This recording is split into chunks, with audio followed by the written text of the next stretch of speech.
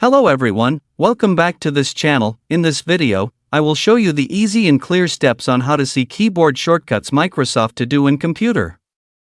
So how to see keyboard shortcuts Microsoft To Do in computer?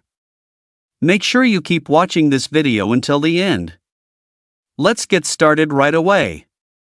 Firstly, just go to Microsoft To Do on your computer or laptop. And this is the initial display on Microsoft To Do. To see keyboard shortcuts Microsoft To Do, just point the cursor to the upper left corner of the screen.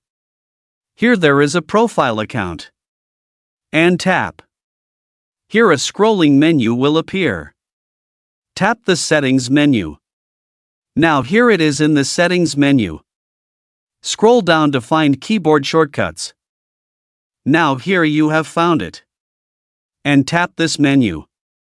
Here some keyboard shortcuts will appear on MS To Do. Here it appears along with its function or description. The function of keyboard shortcuts in Microsoft To Do is to speed up navigation and task management without using a mouse. So that's it, tutorial how to see keyboard shortcuts Microsoft To Do in computer.